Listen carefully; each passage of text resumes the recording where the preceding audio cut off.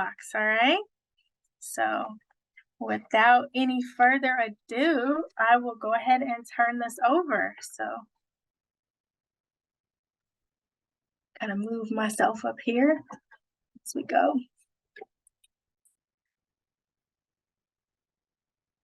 All right, so what is integrative medicine? Integrative medicine really focuses on the whole person approach.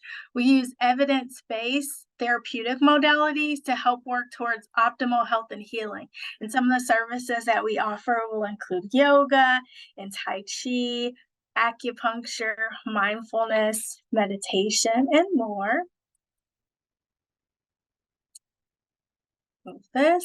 And what is lifestyle medicine? Lifestyle medicine utilizes evidence-based approaches to really talk about whole food, plant-predominant eating patterns, physical activity. We'll talk about some ways to implement that in during the holiday to make it a little fun, restorative sleep, stress management, and avoiding any toxic or risky substance, as well as positive social connections as a primary modality to help prevent, treat, and often reverse chronic conditions. So, evidence overwhelmingly supports the efficacy of lifestyle medicine. So, tonight we're really just going to be talking about the generalized lifestyle medicine. But as you can see here, there's many factors affecting like longevity, such as our telomere length, cancer, pain mitigation, helping to reduce symptoms and management related to type 2 diabetes, weight management, as well as cognitive function as well. Now, food and nutrition play a significant role in health, wellness, longevity, and aging, as well as in the formation of aiming to reduce any kind of non-communicable chronic diseases. Day-to-day choices matter, as well as taste and satiety. But over time, we really want to focus on our healthy eating patterns to work to reduce the risk and improve, some of these conditions, such as type 2 diabetes, hyperlipidemia, decrease in obesity, depression even can play a role, as well as PCOS, GI conditions, as well as neurodegenerative conditions. We really want our food to really provide us with our nourishment. We want it to taste good, but also provide energy to help with our macronutrients, our micronutrients, feeding our brain and our gut. So we'll spend some time this evening talking about ways how we can work to really, boost and improve these methods and really focus on healthy eating patterns. Throughout the holidays, we'll look at some of the populations that are healthiest on earth, such as our blue zones, as well as evidence from other leading experts, and talk about different parts of, generalized healthy eating patterns, such as our whole food plant-based eating pattern, as well as Mind diet and the Mediterranean diet as well. So this was a review that I pulled up that I found interesting, discussing winter holidays and their impact on healthy eating behavior, a systematic review. So there's a lot of growing evidence related to obesity and knowing that it's a multifactorial condition and how we can really work towards prevention strategies as some of the psychological effects as weight gain can be more common throughout the holidays, but really looking at what is that behavioral pattern? What's the nutritional composition based on, the different types of food? And as these periods, just as this study and other studies reviewed, people really take into effect that there may be additional indulgences that may not be typical, and these can be cultural, these can just be related to the festive season, maybe a little bit more relaxation outside the norm, kind of breaking those traditional routines, maybe decreasing some of the physical activity, as well as increasing sugary beverages, alcohol, and sugary desserts. Different predispositions were taken into account, such as genetic predisposition, certain psychological and psychosocial factors, and pretty much a lot of the evidence from the studies, from this literature review, they went through and found 216 studies, but after going through their inclusion and exclusion criteria, narrowed it down to 10, evaluating 4,627 patients. And really the overarching theme and what we'll talk about today is how lifestyle programs and lifestyle factors are really the gold standard for weight reduction, but also implementing other factors like sleep, stress management. The holidays can be stressful for some people. We'll talk about a little bit later on how these factors can play a role in us maybe consuming more higher energy dense foods that can play a role in stressors, but also lead to more chronic comorbid conditions. In the studies too, according to the New England Journal of Medicine, there was one that talked about weight gain during the holiday could account for more than 50% of the total weight gain throughout the year. And if that holiday weight's not reversed, then this could, obviously increase our risk for other chronic comorbid conditions. And one study, which I also found interesting, found that participants on Christmas Day could eat upwards of 6,000 calories, which is, over 3 times the amount of recommendations. So really just trying to incorporate those small lifestyle changes and really being aware, what's consumed, how can we utilize mindfulness to help, really enjoy our holiday traditions and not to really overindulge. So I put these definitions in here since this is what we're talking about, thankful and thriving. So thankful, conscious of the benefit received, expressive of thanks, glad, pleased, thriving, flourishing, prospering, characterized by success or prosperity. So what does it really mean to thrive in our health?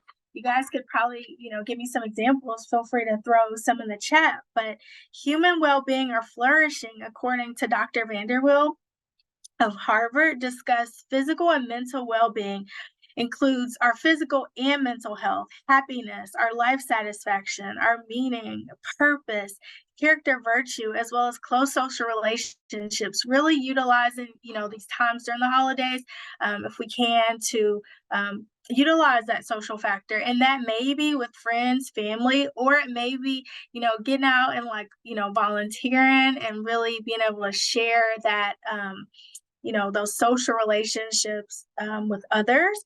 And the World Health Organization really discusses well-being and thriving with the same definition of physical, mental, and social well-being, all which really touch on today how we can implement throughout the holidays and beyond.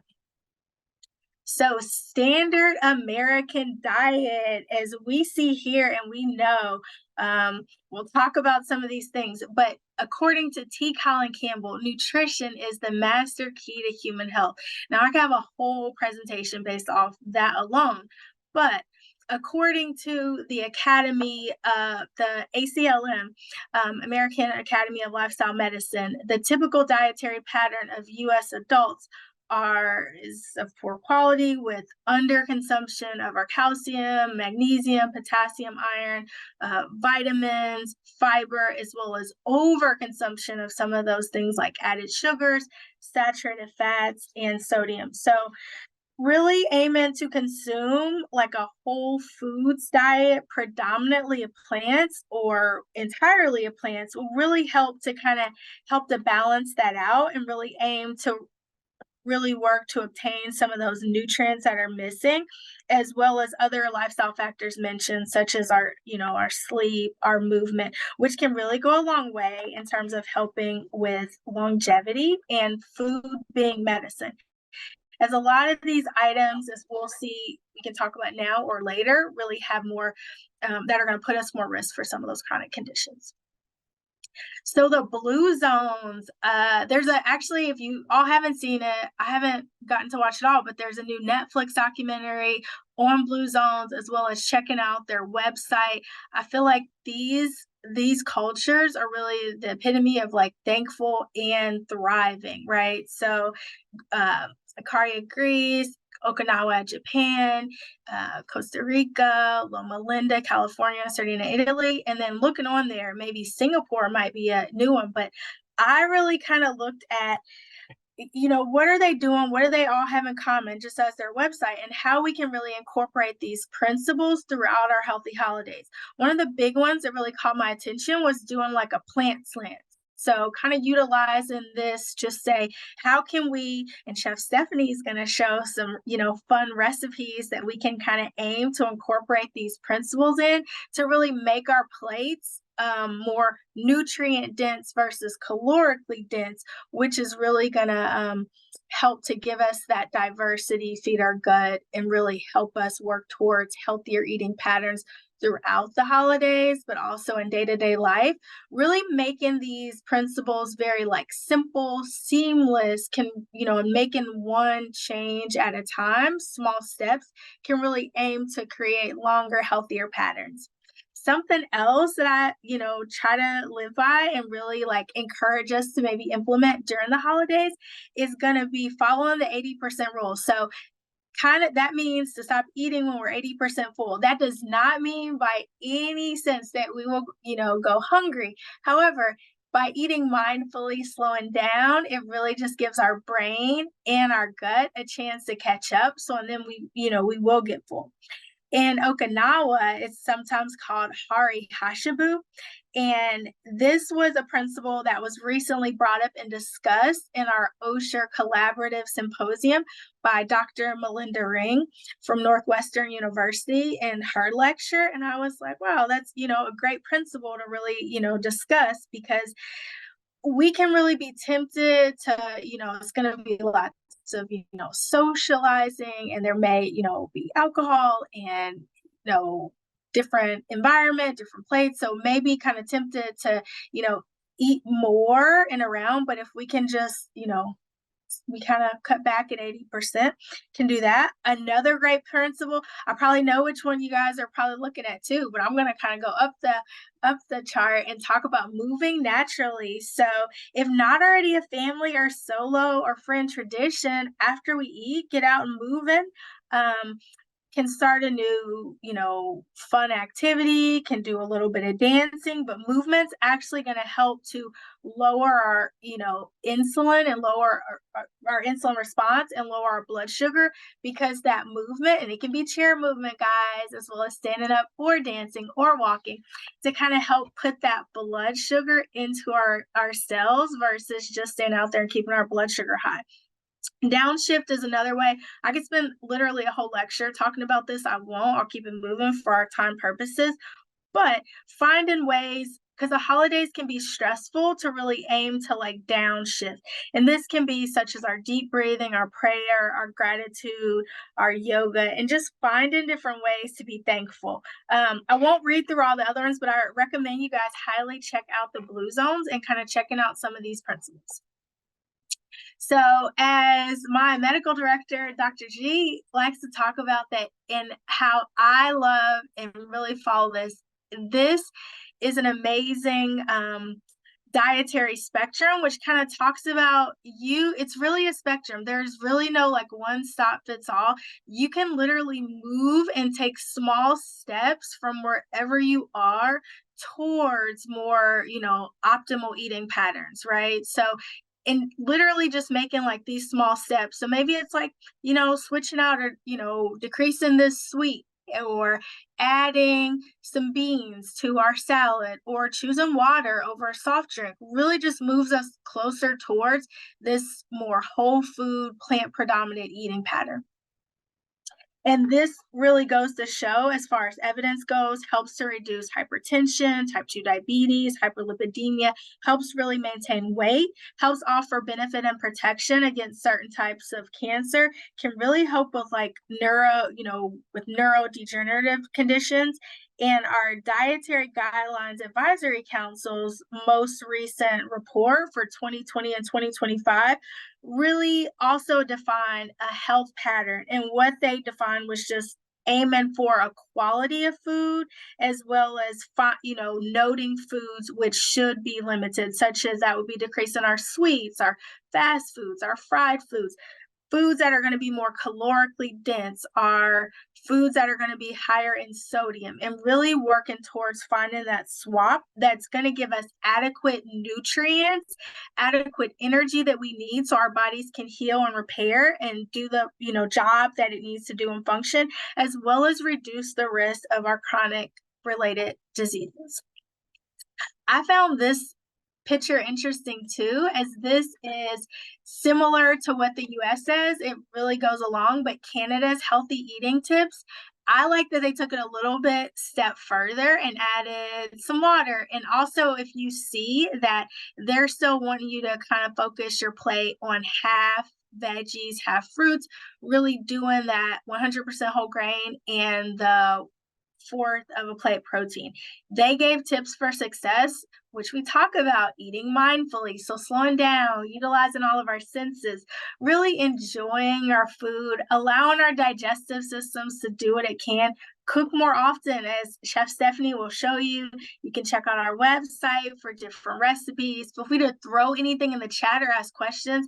Chef Stephanie and I can, give lots of ideas if you guys have questions about it. Really enjoying your food, taking special note too, because of what the food marketing is going to kind of come out with. You'll see lots of shiny labels and packages that are geared towards the holidays. Really taking time and being aware. What does this food label say? What's on here? How can we incorporate more natural items? I'll talk about it a little bit later, but if you don't know or I don't know what this ingredient is this something that I have in my kitchen? This probably means it's more highly processed or ultra processed, and that would be something that we really aim to kind of steer away from. So, like I said, making small changes can go a long way, as well as looking at those serving sizes as well, if it's actually realistic. Healthy eating on the holiday. So as we're kind of having this resounding theme here, plant slant and plant forward. It is super easy to find ways to sneak in our veggies, our fruits, our beans, our fiber, and just small steps. A lot of small steps can really help to create larger patterns. That mindful eating that we kind of talked about. So digestion starts before we put the foods in our mouth. If we really think about what are we eating, I kind of come up with a fun and fancy name for just about everything healthy that I'm eating, and kind of get my brain involved. Oh, this sounds amazing. Knowing what I'm eating will kind of make it pretty nice and colorful, not spending a lot of time, but what's the smell, what's the texture, really allowing that parasympathetic arrest and digest, which is going to be opposite from that stress response, to really give the meals the attention that they deserve and allow your body to do the work that it needs to do. We will talk about how you can utilize this plant slant or more plant forward in different resounding themes, as far as the whole food plant-based eating pattern, as far as the Mediterranean diet. All of them are talking about adding green leafy veggies, whole grains. So even if we can just take one small thing and aim to change it over time, these add to bigger results. So I have a long list of things that I want to tell y'all, but we'll kind of keep it moving too. I really want to talk about really fast with the plant slant and plant forward, that with adding more veggies and focusing on more of our whole foods, we can do fresh or frozen, aiming to do lower sodium. If you are using something like a canned bean, these can be lower in cost. So lower in cost for our budgets, which I'm sure everyone loves, and also lower for our waistline and our biomedical markers. So we can kind of do that, and aiming to, can I switch out this white flour for some kind of whole grain flour that we'll talk about? Is it a quinoa or a whole wheat flour? These things can make little swaps. Make it more indulgent. So it's not just your meats and your desserts. and that have to have a fun name. If you come up with your veggies and give them something fun, then that can also really stimulate your brain and get your body excited for some of the whole foods that we can eat. And this was just an example. I have more, but I really put on here like this is not mine, but dynamic chili, tangy lime seasoned beets versus just beets. So I'm doing something which you'll see a little bit later, or I may have put that in there, but a roasted honey nut squash with tricolor quinoa, pomegranate seeds. If you can really kind of get your, make it really indulgent. Think about those flavors that you're really like piling on. Is it, do you have some kind of veggie with like a sweet, a sweeter component, one with a little bit more starchy, something that's going to give it a little crisp, something that's going to give it a little salty, something that's going to give it a little tang. If you can really bring these flavor palettes together, you will create something very delicious, indulgent that you and your family are going to love, and it's going to be healthier than some of our other options as discussed. So I talk about aiming to, and just like the guidelines, finding ways that we can decrease our red meat and processed meat. So according to DJ and ACLM, as well as other epidemiological studies, there are reported detrimental and adverse health outcomes related to dietary patterns that were higher in red meat and processed meat. Now, depending on what kind of like diet you're focusing on or going for, just as you saw with the Mediterranean diet and with the Mayan diet, there are meats. It really talks about limiting for like whole food plant-based eating. They're not using any red meat, but regardless of which diet you follow, aiming to, if you can, try to cut back on the very much processed meat and aiming to limit your red meat. So the CDC talked about that there's different levels of antibiotic resistance. This is outside the scope of this lecture, but really, if you are eating them, and even like with our chicken, our fish, really aiming not to like sear those meats at high temperatures, and think about like certain marinades that you are marinating, like olive oil, garlic, turmeric. Feel free to ask any questions.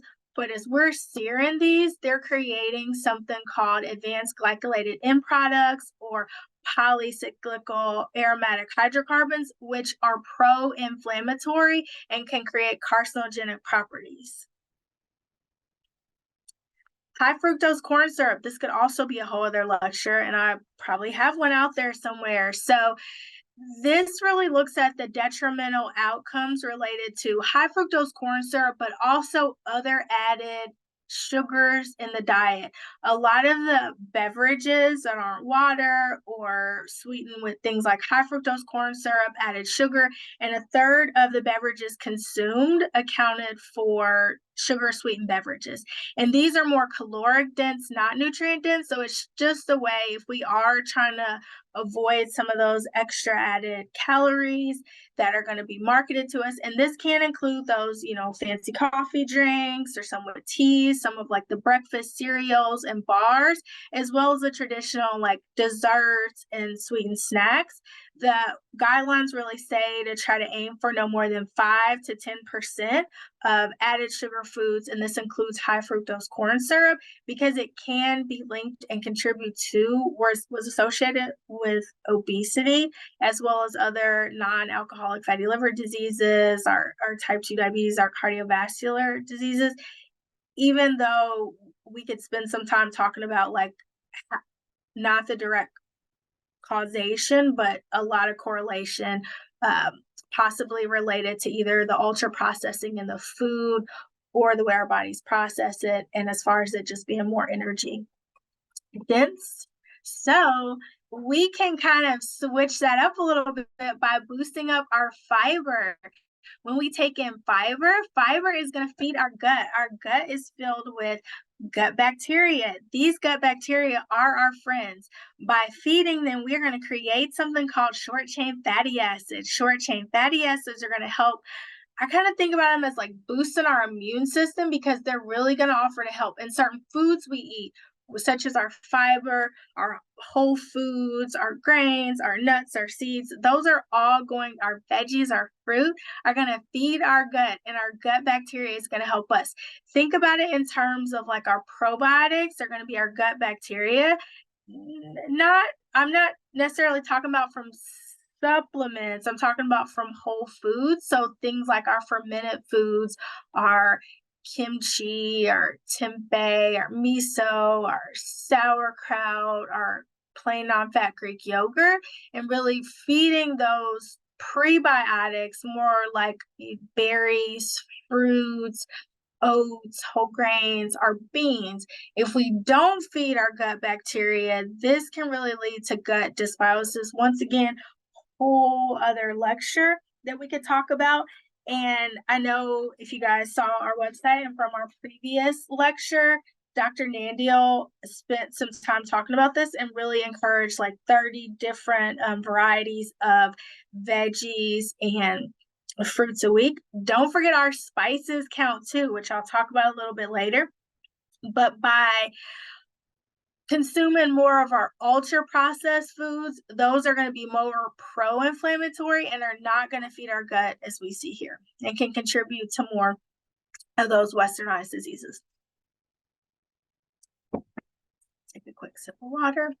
So I use this classification. It's called NOVA. There's different classification systems on how we classify our ultra processed food.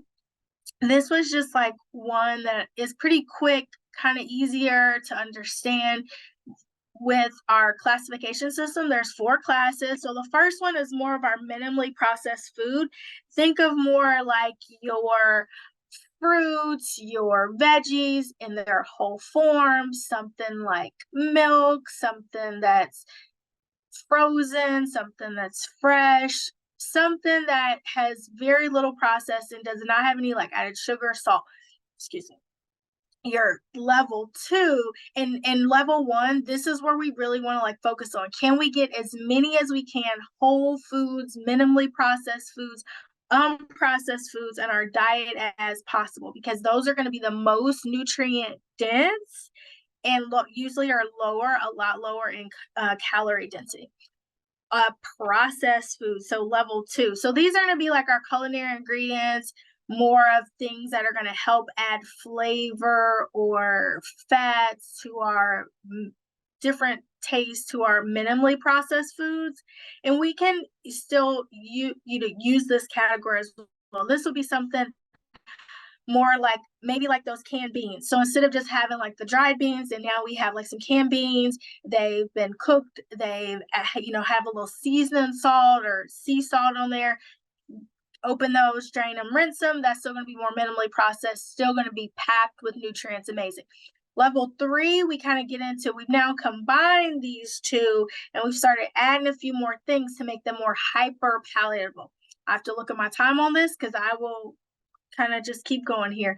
So this is going to be things where we want to start to kind of take note. Okay, maybe we don't want to consume as many of these, and we kind of can go closer towards things that are going to be more minimally processed. So it's still, if you look at the food label and ingredient, it still may have some items on there that you're like, I wonder what this is, but it's still going to have nutrient density, but your caloric density is going to start going up. Now, ultra processed foods, and this can be a little bit of controversy here, right? Because what is it going to go from like your minimally processed food to your ultra processed food? So at this point, they've added, the food industry has taken something that's minimally processed, like an apple, and turned it into something like, or a blueberry, and turned it into a pie at this point, or a crumble, and it's very little like nutrient density, very high caloric density, and it really kind of goes farther away from where you started from, and you are gonna not have very many nutrients, very many minerals, very little of what you need versus just calories. And these are going to be the things that individuals may crave, you're not necessarily going to be like, ooh, I really, sometimes, because I crave broccoli and beets, but you're not going to have that craving where you can eat you're going to be able to eat more of these without even really realizing it. They're going to remove a lot of the fiber, a lot of the nutrients, and when you can, you really want to stay away from this. Is like I said, I'll move on, but if you don't know what it says on this package, it's a good chance your body doesn't know. And these are very highly palatable. And kind of going with some research and data, these are going to activate certain like reward centers that are going to be outside our hunger cues. These are going to be things like our dopaminergic. They're more heavily designed to add that appeal, to play with your brain chemistry, to really make them more addictive.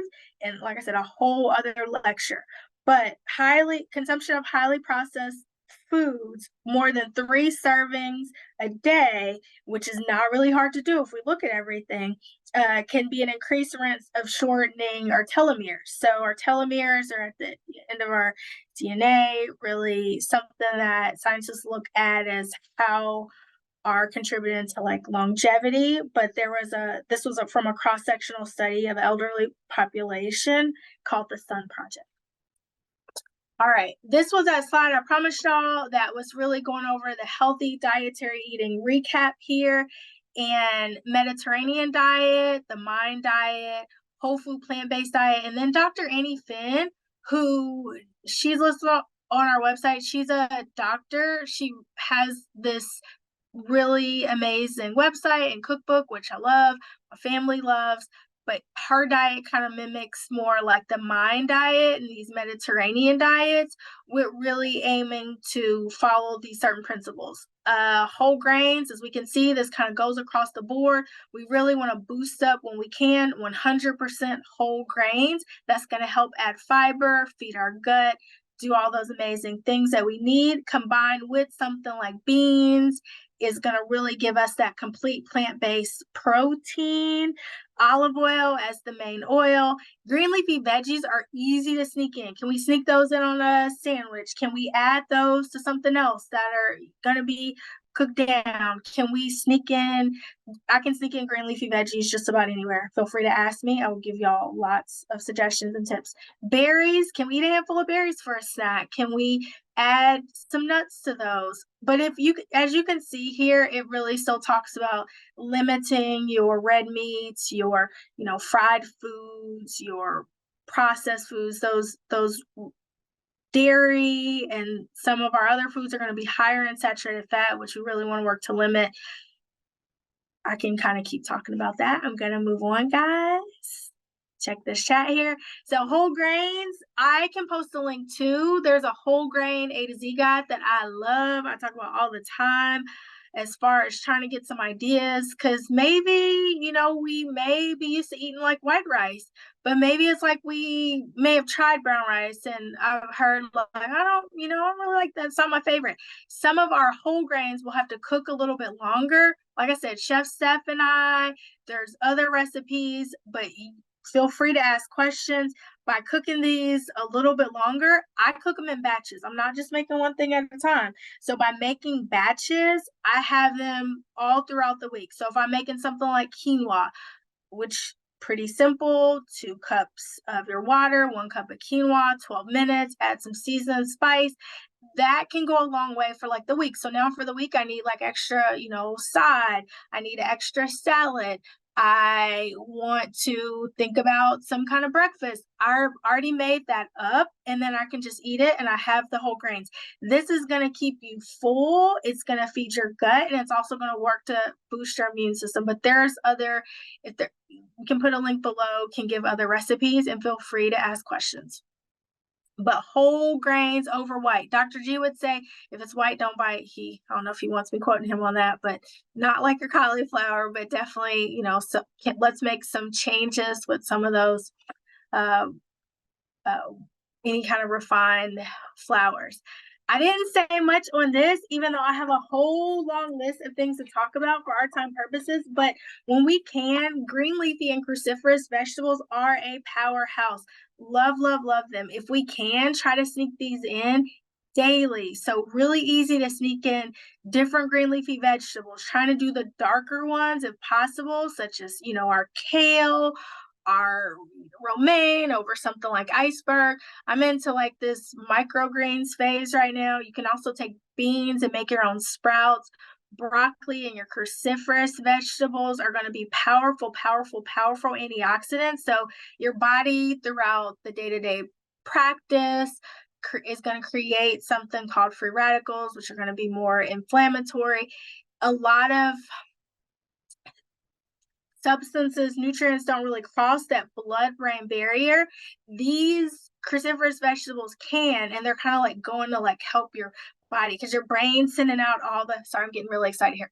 Your brain's sending out all the help to the rest of your body, and those cruciferous vegetables kind of go in and, and save the day and kind of go and help to fight the fight of your body, which is going to help your brain, which is something to get excited about. So, and I love them. I can think of so many ways.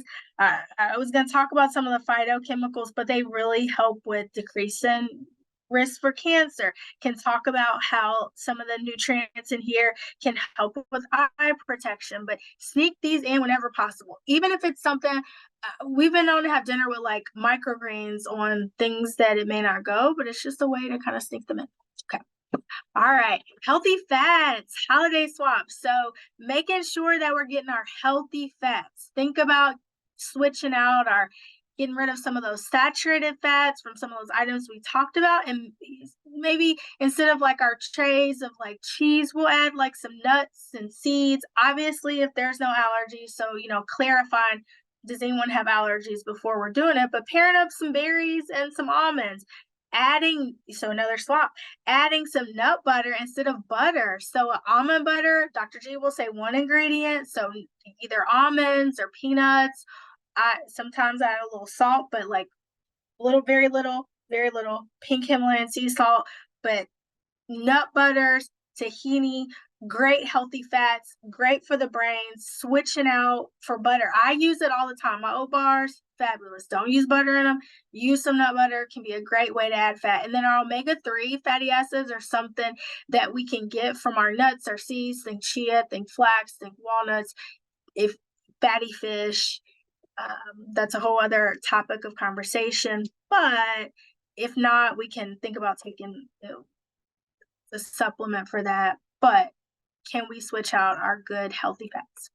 All right, and beans and legumes. So this is my favorite topic right here. If you can actually think about their lower carbon footprint, they're great for your plant proteins, pairing them with those whole grains, great source of vitamins, minerals. Add them to salads, soups, stews. The sky's the limit. I'm going to keep on moving here. All right, our veggies and fruits here, polyphenols, flavonoids, plant chemicals. So sneaking them in can help increase our good cholesterol, eating a variety, a diversity. There's different plant chemicals that go a different way. Your spices, salt-free, count as well. By getting a diversity, you're going to actually help to build up those plant chemicals, those polyphenols, those flavonoids, which are going to help offer additional protective benefits other than our fiber, our fruits, and our veggies.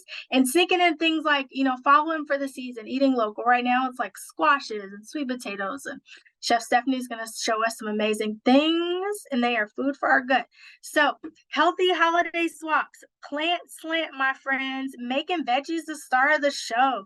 This is this honey nut squash I talked about here, this goodness, substituting our flours, doing 100% whole wheat pasta. Instead of butter and salt, and like you think about something in our mashed potatoes, can we add some cauliflower? Can we bulk up those flavors with some roasted garlic, some fresh herbs instead of our standard recipe? Can we use butternut squash and squashes instead of a cheese in place of our whole grain macaroni and cheese items? And I have a couple more suggestions here. In summary, my friends, we have made it. I just really want to highlight that eating healthy does not have to be expensive. Consider swapping plants for some of our main items, really boosting and increasing our whole foods, staying away from that Nova Class 4. Eating mindfully, stopping when we're 80% full, making your veggies indulgent. You can call them fun and fancy names. trying to do more plant predominant. That's going to be healthy for us now. So, and then we won't have to do extra work after the new year if we can kind of maintain a little bit now. Incorporate some movement after eating. Can we say holiday dance party, anyone? This is going to help to lower our insulin resistance and our glucose. And I have a few more suggestions. Making small changes over time. If you're traveling, choosing some healthy snacks to take. What we talk about, healthy fats, y'all. So can this be some almonds? So then we're not looking and scavenging for some unhealthy snacks. A couple more suggestions by some culinary medicine experts. Talked about bringing your own appetizers to the party, really monitoring and being mindful of that alcohol that you're consuming, as that's going to make us less mindful and it's going to add calories. And then maybe we said, no, we're not going to eat that, chocolate cake or whatever, and we're going to do chocolate cake and fruit. Alcohol may make us eat more of that and maybe not think too much about it. So we can have different things. One meal or one indulgence is not going to throw us off the rails. However, try to make those small changes when we can over time. Instead of those holiday parties at work, can we do some healthy holiday snacks that we can have? And then consider coffee over dessert. Bulking up your fiber if you got a sweet tooth, because that is going to help prevent it later. I have more. If I have time, I'll throw in some more at the end. But I need to turn it over now to Chef Stephanie. And this just kind of wraps us up. I'm Pamela. Dr. G is my medical director. You guys can see him or myself in our Osher Center. Our visits are covered by insurance. You'll learn about these tips and more, and really about making a healthy lifestyle pattern. Thank you.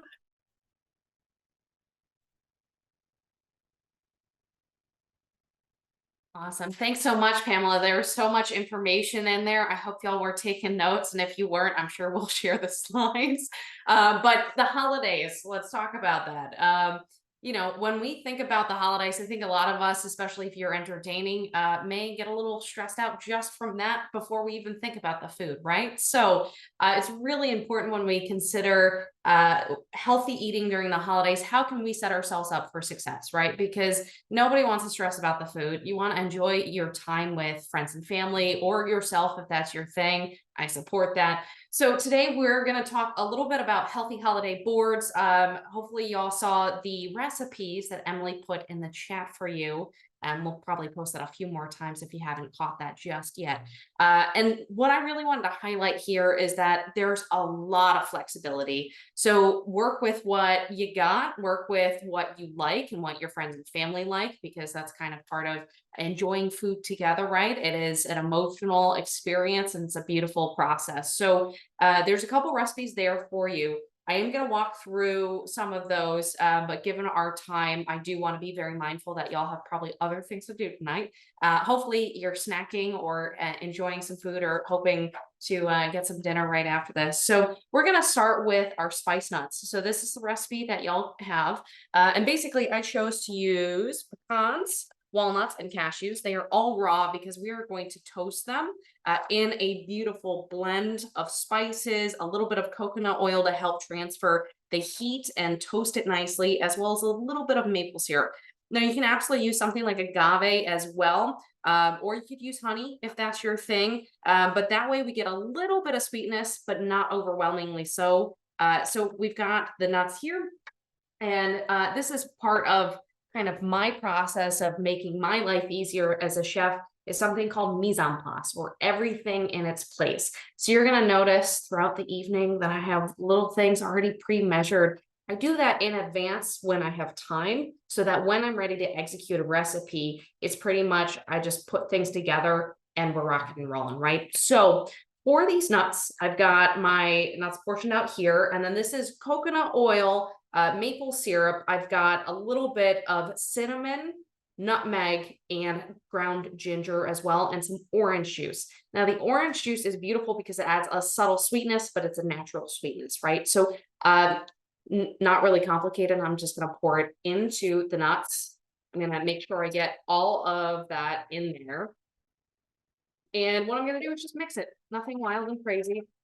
You're going to notice that there's a little bit of water or moisture in there, but as these nuts toast, that liquid is going to boil off and it's going to create a nice syrupy, sticky exterior for the nuts, but get nice and crispy once it's toasted. And that way we're not adding, you'll see a lot of candied nut recipes with egg whites and a bunch of additional sugar.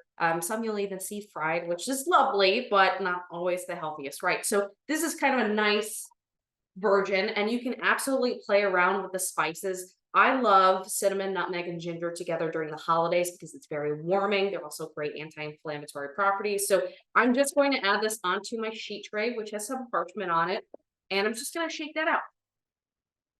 And that's pretty much it. I've got my oven already preheated. I didn't think you'd miss watching me preheat that to 350, but it's going to be 20 minutes and then they're going to be done. So unfortunately, you can't smell it as they're toasting, but it's a beautiful smell. I highly recommend when you are toasting nuts to be in the vicinity so that you can make sure that you're not burning it. Your nose will smell it before anything else, but you can absolutely set a timer. That is also a really beautiful way to help keep yourself on pace and also not stress about forgetting about what's in the oven, right?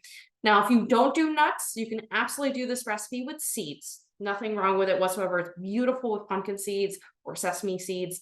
And the reason why I wanted to do that first is because we're going to put together a savory holiday board first, and then we'll do a sweet version.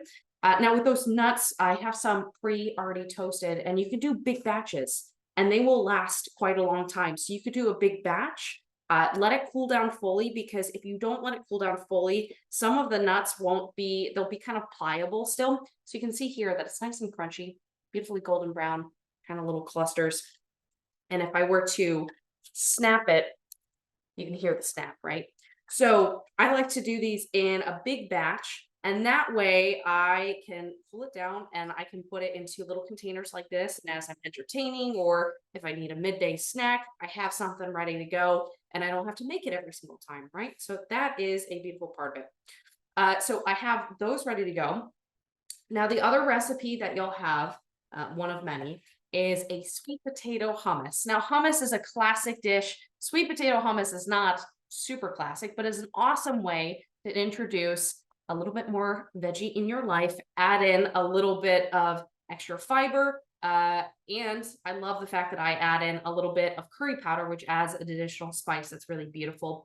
Curry powder is a blend, so you could do something like turmeric instead, or cumin and coriander. World's your oyster on it, right? So I also have some pre-made to show you that you can make it in advance, put it in a cute little container, and you're ready to go. But basically, the process is you want to roast a sweet potato. So I have this tiny little sweet potato to show you that. And you can either roast in an oven by pricking it, 350, cover it in foil, and then just gently bake it until it's super tender. It's an awesome way to kind of bring out the natural sweetness of the sweet potato and make sure that it's beautifully luscious and tender, so that when we go to puree it, it's nice and tender as well. Now, if you are in a rush, or you're not around an oven, you can. It's not my favorite thing to do, but if you're in a pinch, and we all have those moments during the holidays, you can still prick it with a fork and then stick it in a microwave. And now potatoes and sweet potatoes typically take around 5 to 8 minutes. It's going to depend on the size. Like this one is quite small. So you can't do that in a pinch. It's not going to have the same sweetness or quality of that as roasting does, but it is an option, right? So I just wanted to show everybody kind of those ingredients together. I don't think you'll need to hear my blender just whirl away, but essentially what I did was I prepped all of my ingredients in advance. I've got my half a cup of my roasted sweet potato puree. I've got my chickpeas. I've got olive oil. I've got a little bit of curry powder. I've got some lemon juice and a knob of garlic. The one thing you don't want to add in when you go to puree just at the beginning is water. Now, the water is going to help thin it and get you to that beautiful, creamy, smooth consistency. But depending on the moisture content of your sweet potato, your chickpeas, you may need less or more. And some people also like their hummus a little bit thicker. Some people like it a little bit thinner. So that one is up to you. But this is my trusty food blender. It's super tiny from Kroger. It's excellent and does a lot of work, but you don't need fancy equipment. Was a $20 one from a very long time ago. So use the equipment that you have. The other key thing that I wanted to bring up that Pamela also mentioned is with chickpeas or any beans going dried can be really helpful because of the price point. Now, when I buy a bag of beans, it can be a lot more affordable than the cans.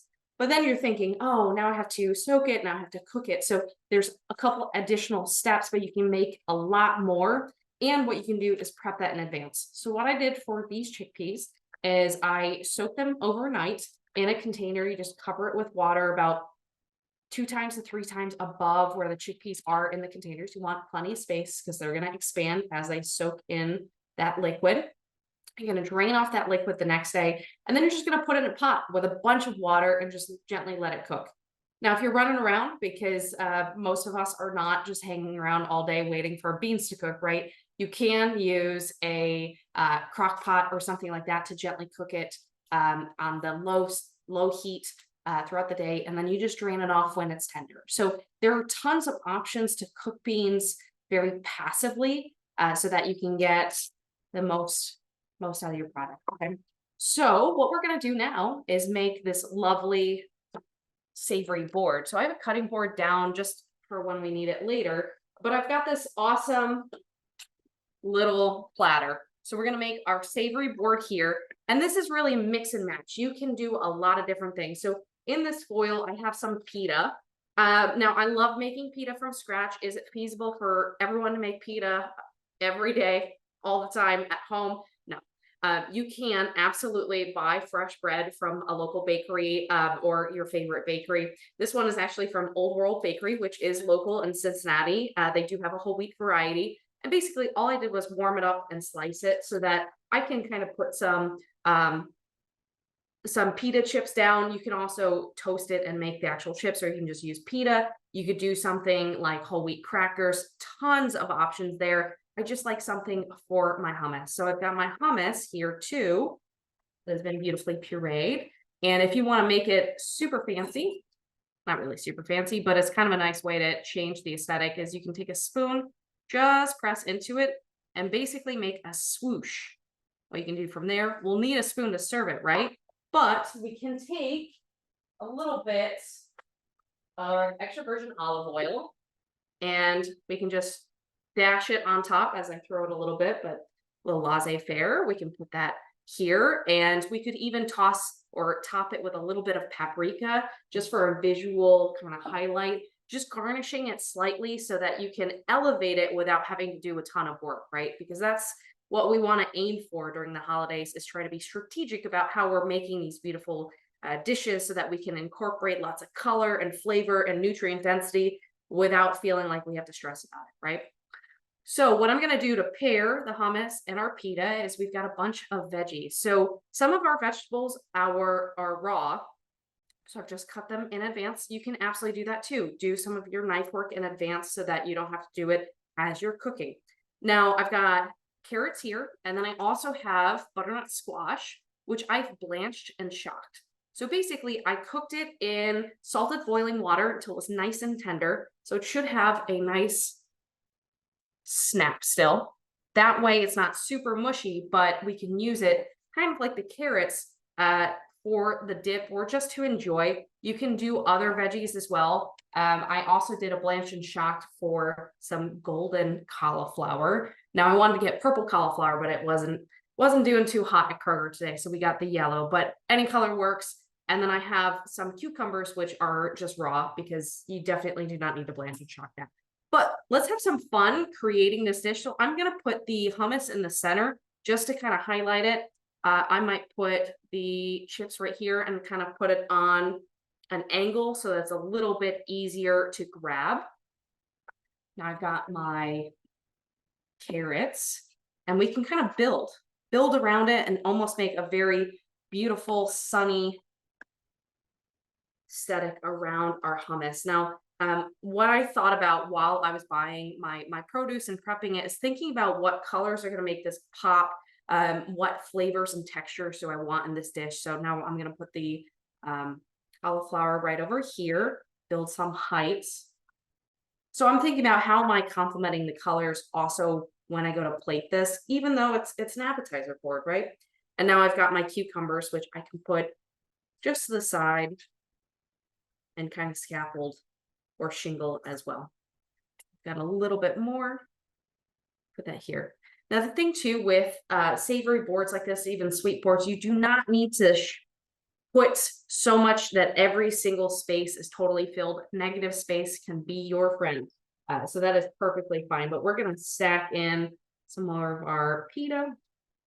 And I also have some lovely olives. You can also do pickled items beyond this. So sometimes I do love actually including things like pickled red onions. It can be a nice acidic pop and can be a nice kind of complement. So from here, I'm actually, just to give it color pops, I'm actually going to put the olives in a few different spots.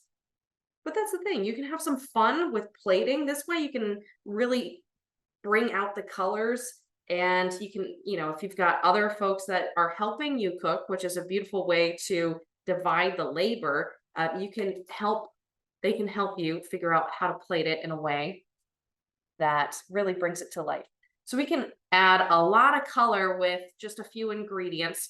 Now we could use the spice nuts on a savory board like this, or we can keep it for a sweet board. So I'm going to finish up with a sweet board so that you can see kind of the front end of like an appetizer board, and then what we can do as an alternative to a copious amount of super heavy sweet things. Although, we can definitely incorporate sweet items in our life because life is bitter enough anyway without enjoying something sweet along the way. But we want to think about the quality that we are introducing into our diets, and also thinking about how can we balance it maybe with more fruit, just like Pamela was talking with the cake or pie. We can do a smaller portion and then add fruit in, right? So I'm just going to put this to the side.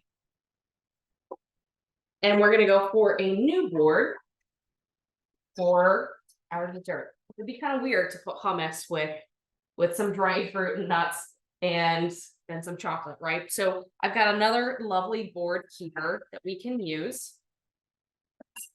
And I can play around with the aesthetic on the board, but what I want to do here is think about some fruit. So in this case, I've got some grapes. I also have some lovely pears. So thinking about fruit that's in season, which is a little bit more difficult during the winter, right? But we've got some beautiful items here. I also have some dried figs. I've got those nuts, and I made myself some carrot jam. And you can use other jam or other things. But kind of a fun way to play with plating is also cute little spoons and things like that. So it's easier for people to pick up, but also then adds kind of a nice aesthetic to the dish. So we're going to bring this all together, but what I wanted to highlight was that chocolate bark that's in your recipes. So I made some earlier because you need the chocolate to set up, but we have this lovely bark here. And basically what I did was I melted down some chocolate, and we're going to do this very quickly with one another as well, but I tempered it. So the reason why we want to temper chocolate if we're going to make something like bark is it allows that beautiful snap that we would really want from high quality chocolate and a nice dessert, right? So this is 72% dark chocolate. Now, I know some folks like their chocolate a little bit sweeter. So that's the thing. If you want to go for premium chocolate, if you're looking at the backside of, say, a chocolate bar or chocolate chips, you want to try to make sure that the ingredients are very few and don't have too many that are super, super long, just like Pamela talked about with the UPFs, right? So this is a bark that I made earlier, and I added some sliced ginger, some sea salt, and almonds to the top. Now, the world's your oyster when it comes to toppings. You could just leave it flat too. But basically what I can do here is I can bend and snap it into some beautiful pieces.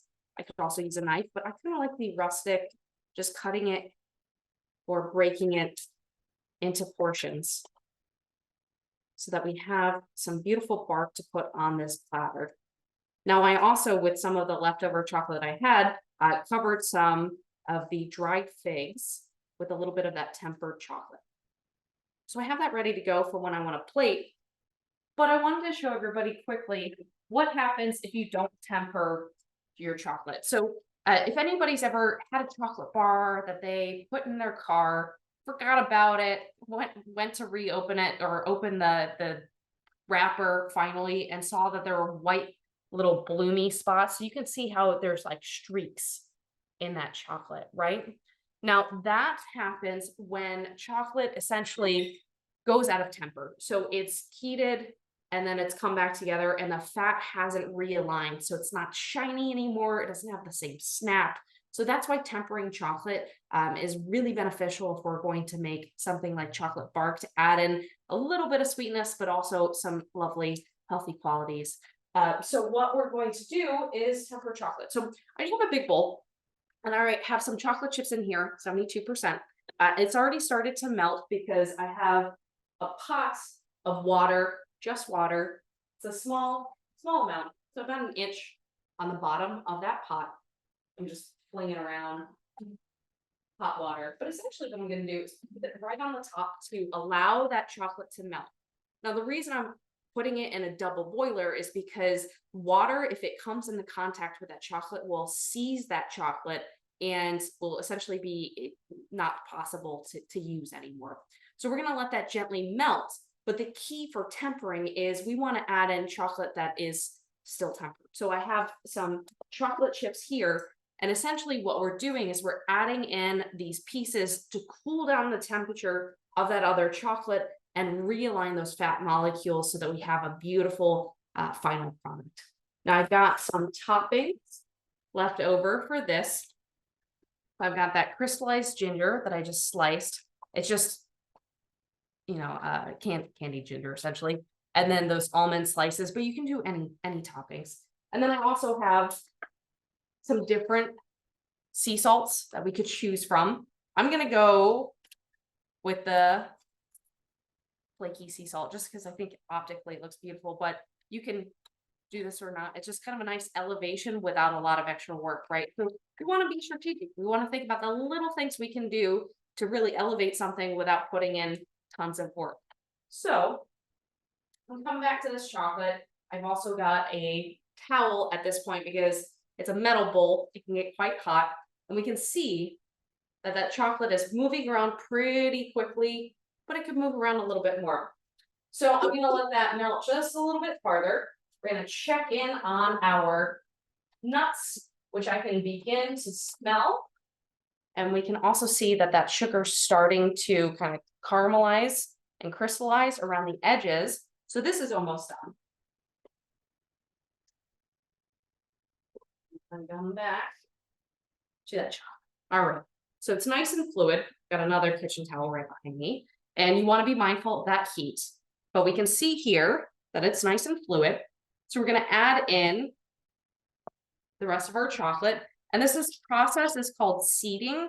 And like I said, it's a really great way to realign those fat molecules and cool down the temperature of the chocolate. So I'm going to use a rubber spatula and start stirring that in.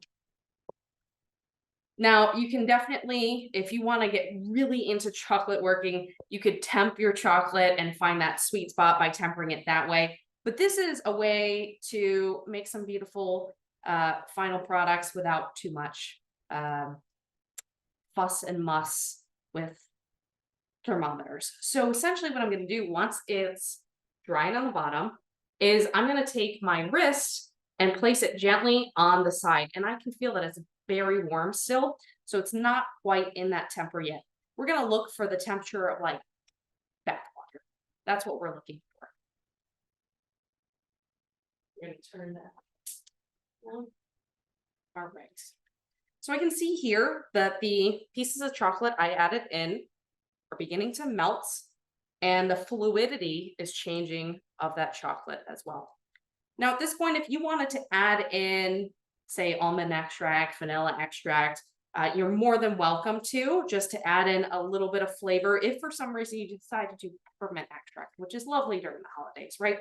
Be very mindful that extracts can be quite intense, and peppermint extract, when you add too much, tastes like toothpaste. And I don't think anybody wants toothpaste flavored chocolate, right? So just something to consider there. I don't think we have a hand up. Pamela, can you see? I think it's Wilder.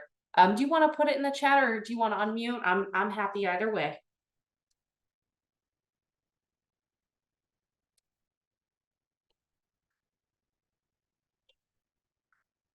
I'm checking the chat. They can put it in the chat or unmute. Yeah. Yeah. Wilder, what you got?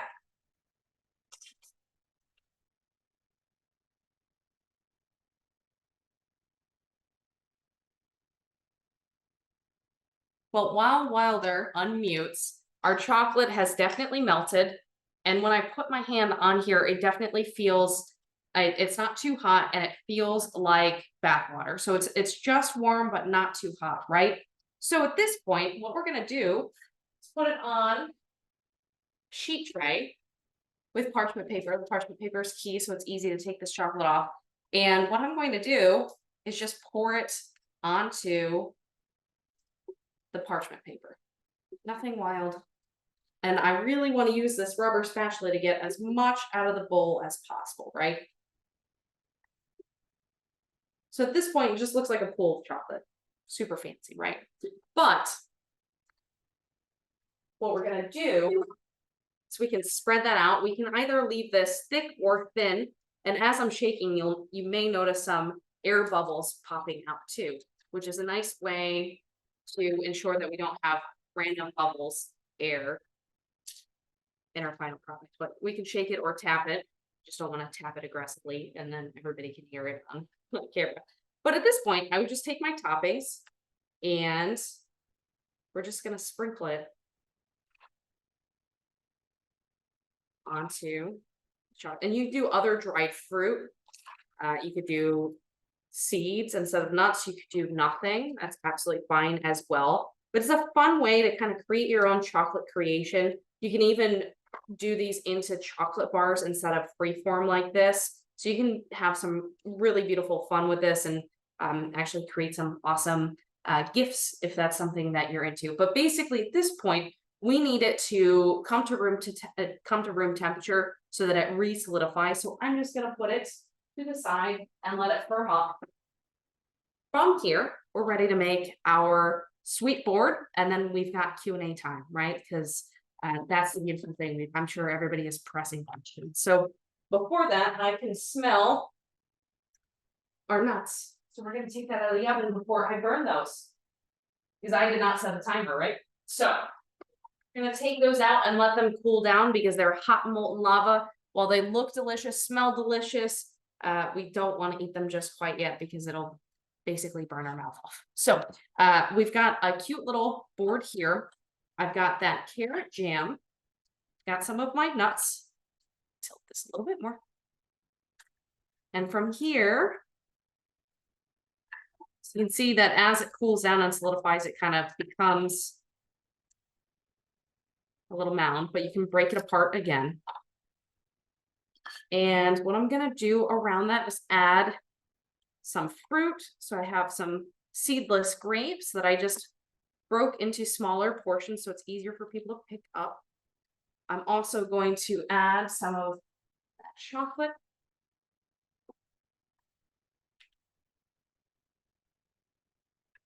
This way, these are little bites. You can have it with coffee, kind of mingle around rather than a large plated item. And then I've got those dried figs that I just dipped in some of that tempera chocolate. So when I went to go pour it out on the sheet tray originally, what I did was I left some in the bowl and then I just dipped the figs in and allowed them to firm up just like the bark. So at this point too, I could add in or cut up some pears. Key thing with pears or apples, if you're going to cut them in advance, you do want to keep them in acidulated water. So essentially what that is just water with lemon juice, which is going to help minimize the oxidation so that it does not brown on you. But you can also just slice it right before you need it. It really depends on how you're planning all of your other holiday items. So that's the key thing is you want to set yourself up for success. So as you're thinking about whatever meals you plan on making, whatever festivities you have planned, you do want to just think through it in advance so that you can be as strategic as possible so you can enjoy it as much as possible. So with this pear, might as well end with some knife work. So I'm just going to cut it down one side. So I'm going to keep that core in the center. And all I'm going to do is make some slices. So I like to make my slices kind of thin So then as someone is grabbing, say, some of the chocolate, they can also grab a little bit of fruit, but you could slice it any way that you wanted to. So I'm just gonna take some of my pear and I'm gonna fan it right along the edge of the board.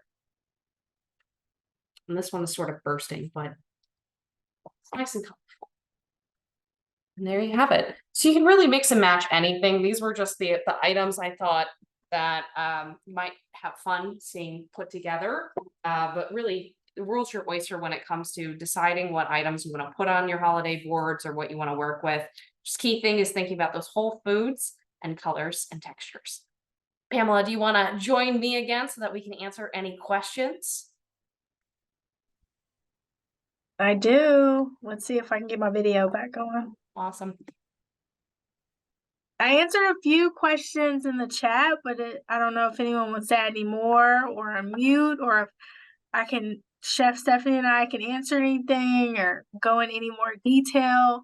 There was a lot more detail on my slides, but I feel like we both could have talked a lot more, but we're trying to be very mindful of y'all's evening and what you have going on. So if you have burning questions about the holidays and you're like, I really want to know how to do X, Y, and Z, now is your time.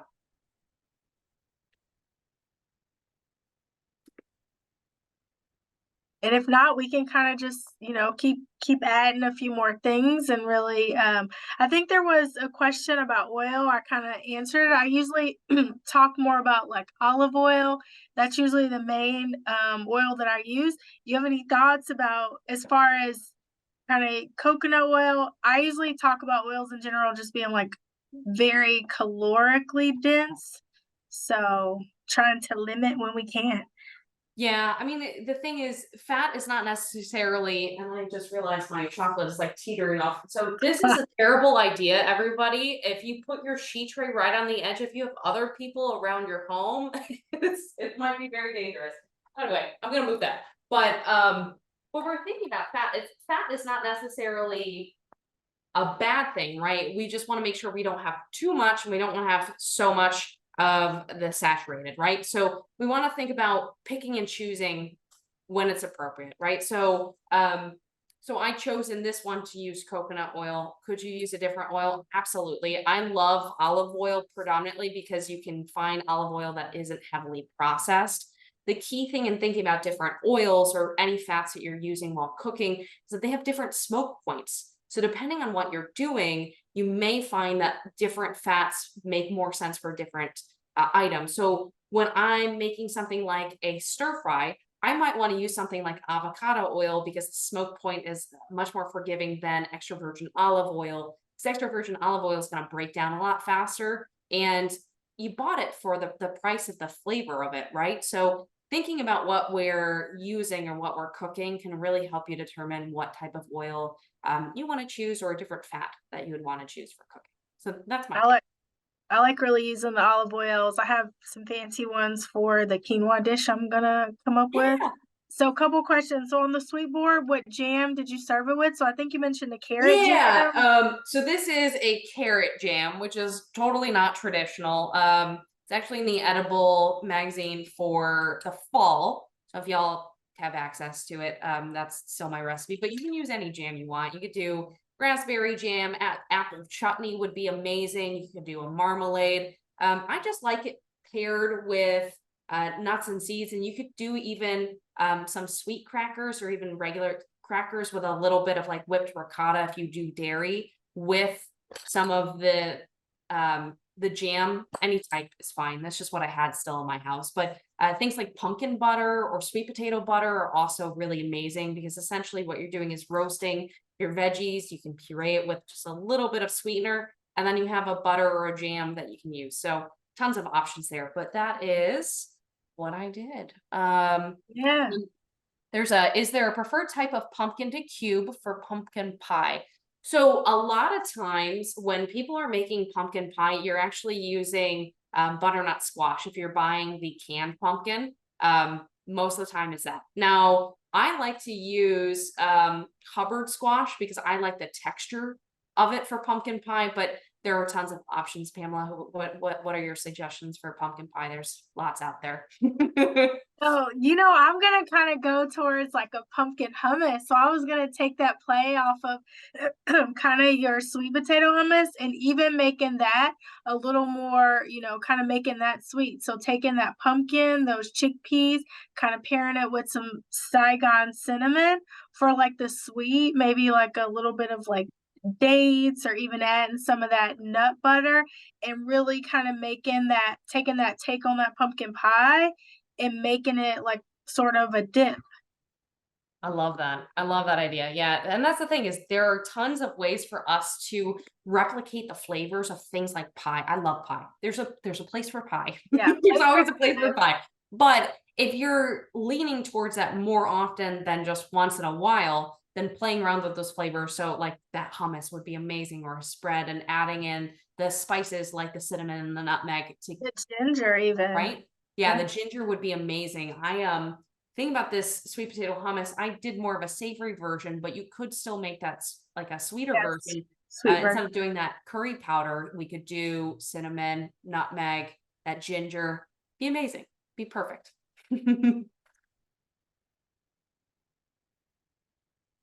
Think we listed your recipes and Thank you, Emily. Appreciate that. Oh, Mary has a question. This is great for you, Pamela, more than me. How to get 1,200 milligrams of calcium. so we could kind of dive more into that as far as, when I'm not a dietitian, just for everyone out there, kind of listening, really talking about more generalized healthy eating. I know I kind of talked steering away from more of the saturated fats as far as cheeses go, but you can do different things like, if you are doing dairy, things like your plain non-fat Greek yogurt. I do a lot as far as calcium. If I'm not doing yogurt, I do a lot of kale, my pumpkin seeds. As far as calculating out exactly, that is very specific question.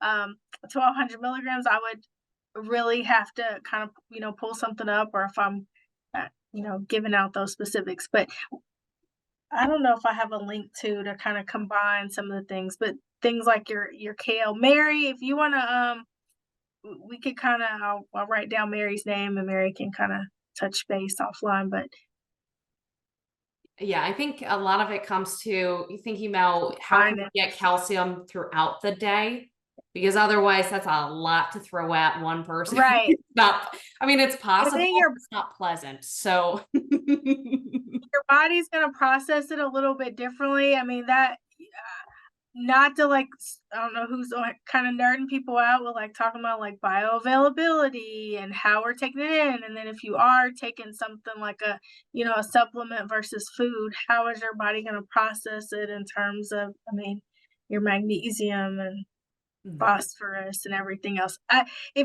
think the point of kind of mentioning all that was aiming to really do more diversity and a variety. So if you're getting like a cup of like your green leafy veggies, like a nice kale salad, baby kale, some of that marinade, some of that olive oil, vinegar, adding in something fun like your, pumpkin seeds or pepitas, some sunflower seeds, getting that healthy fat.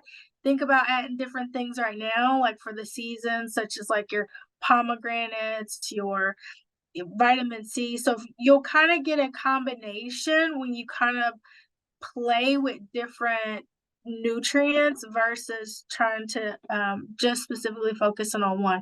As far as your bone health goes, I could kind of talk about that a little bit too. Like a lot of our I don't want you to think I'm like bashing like meat or red meat, but when we're taking in some of those higher amounts, that can also really strip your bones with calcium as it's kind of going out. So, Mary, feel free to reach out. Hopefully that kind of answers your question, but Hopefully it did. We also had a question from Brenda. Says, I love things like kefir and Greek yogurts. Why is dairy so bad for you? What's your take oh, on it? Okay, I know. So none of these are like bad. I really kind of steer away. Like Chef Stephanie, you talk about this a lot too. Like not really like Xing out foods and saying they're bad, bad, bad. Just in the terms of I like Greek yogurt. In fact, I had a little bit as a snack for today, some plain non-fat Greek yogurt, my blueberries. That was my little get me throughout the day after my, veggie sandwich. With kefir's great. Kefir, as long as you're not, getting the kind with a lot of like added sugar, that's going to be a great fermented product. It's going to feed your gut. Your gut's going to help create those short chain fatty acids like butyrate. In terms of dairy, and I don't, just like with like carbs or grains, kind of lumping them in as like one big lump where they're separate. Like if you're just saying carbs, think like complex versus refined. With dairy, think about things like those items that we talked about, lower fat items, or even and there's different schools of thought, right? That talk about more of the full fat versus the non-fat. I'm kind of looking at it in the sense depending on what's your genetic predisposition, what's your genetic makeup. Are you already like are you predisposed to having something like hyperlipidemia or like a cardiovascular condition? What's your overall stress outlook on how stress is affecting your body? But kind of getting to the point of your question, with something like your higher fat dairy, your cheeses are going to be higher in saturated fat, which are going to put you more risk for like cardiovascular disease. Versus if you're leaning more towards cheese, like I use cheese, I try to steer towards more of a goat cheese or more of like a feta. These are going to be more sheep and goat. And I was actually just talking to, I don't know if she's on here, one of my mentors, nutrition professionalist, Dr. Couch, actually, about how the medium chain fatty acids are going to be digested a little bit easier. So they're going to put you a little bit lower risk than your other saturated fats as far as creating cardiovascular disease. So that was a long, complicated explanation Oh, for it was great, Pamela. And thinking about dairy, everybody's body is a little bit different, right? So the key thing here, I think that Pamela will hopefully agree with me on, is that you want to listen to your body, what works well for your body. And when we think about different food groups, there is a place pretty much for everything at some point, but knowing how to balance it and lean much more towards the plant slant. It does not mean you have to go, never again will I ever have dairy. No, that's not the point. But, thinking about the quality of like that yogurt and kefir, like Pamela was mentioning, some have a lot of additional sweeteners in it to help with the palatability, particularly in the American market. So keeping an eye out for the quality of what you're purchasing can be sort of a bigger issue than the dairy itself. So just something to consider, but same hopefully with your that was meats helpful. too. Yeah. Same with like meats and how those are like processed. Same with like, thinking about things like your veggies, because quality, just like the guidelines talk about, is going to be equally important. Mary, I think I missed an earlier question too, about cinnamon. Is cinnamon helpful and which cinnamons are beneficial? And then thoughts on like molasses, honey, sorghum for antioxidants. My favorite cinnamon is Saigon cinnamon. Hopefully I'm not mispronouncing that, but I love the cinnamon. It is different than the Ceylon cinnamon. It's going to be less toxic, if you will, because some of that, if you kind of go in higher amounts for your Ceylon cinnamon, depending on where it's made or processed, but your Saigon, you can kind of go like wild with it. It's very mild, calming. I add it to my coffee. I add it to just about anything, teas, all kind of recipes. It's great and amazing.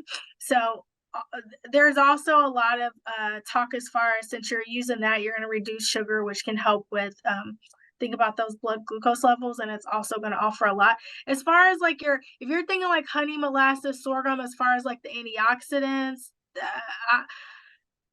Yes, but then I start to kind of get into more of like those are added sugar, so I can think of a lot better ways to get those antioxidants and trying to get them from the alternative. So I'm just looking through.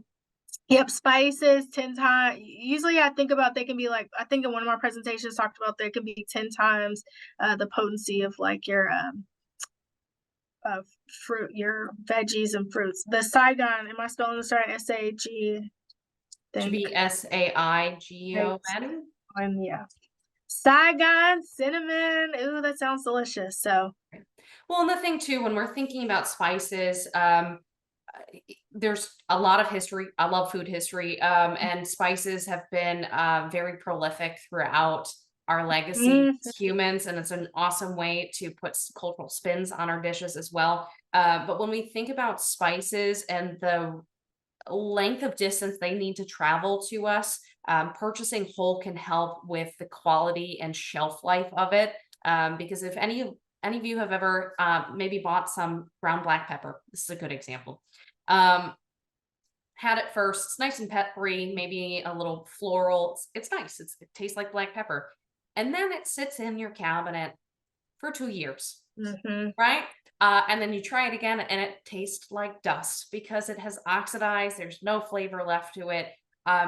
You know, you could use it. It's not bad to use, but you're not getting the potency anymore because it's oxidized and it's aged. So I do recommend buying whole when you can. Spices are expensive. So even purchasing, you can either online, and I know local like Colonel D's, I believe that this our local spice Oh yeah. company. Sounds You can buy small amounts, so you don't have to invest in a vat of ginger if you don't want it. But that way too, a lot of spices do well if you want to store them in the freezer. It's not really necessary if you're going through it at a good rate, but just something to consider when it comes to that. Y'all, we're at our time, yep. and I want to be Going. respectful. So yeah, we'll be respectful. Yeah, we'll do more of these. Thank you so much for being here with Yes. Thank you us. all. If there's anything that you all have questions about, please reach out to either of us. We're more than happy to help. But we do hope that you will stay engaged with the Osher Center for Integrative Health by signing up for our email newsletter and joining us at our future events.